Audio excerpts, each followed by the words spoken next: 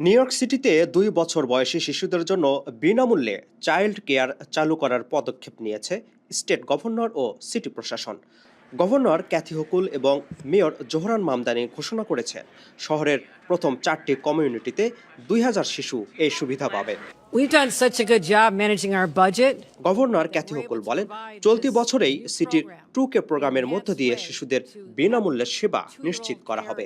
That the cost of childcare is so outrageously high. I mean, our kids are worth every penny, but the costs are so incredible. But you know what? They've been like that for generations. Let me give you an echo back from a previous generation when I was that young mom. Now, I started out with a dream in my heart.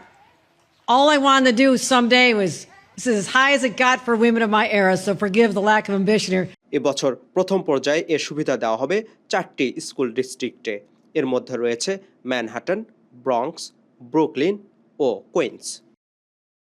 অনুষ্ঠানে city mayor Zohran Mamdani বলেন, একটি শিশুকে বড় করতে সব কমিউনিটির সমর্থন লাগে। এ লক্ষ্যে ২,০০০ শিশুর জন্য উজ্জ্বল ভবিষ্যতের দরজা খুলে যাচ্ছে বলেও জানান তিনি।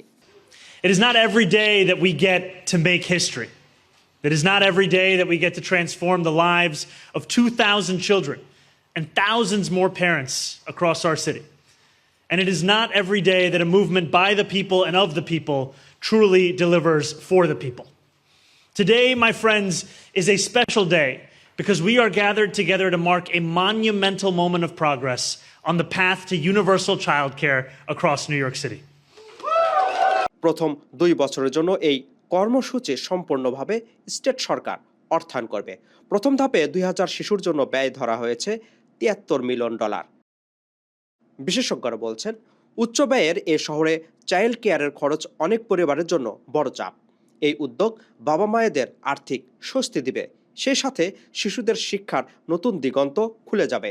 আগামীতে নিউ ইয়র্ক সিটির 5টি বড়তেই ইউনিভার্সাল চাইল্ড কেয়ার চালুর লক্ষ্যে কাজ করছে প্রশাসন।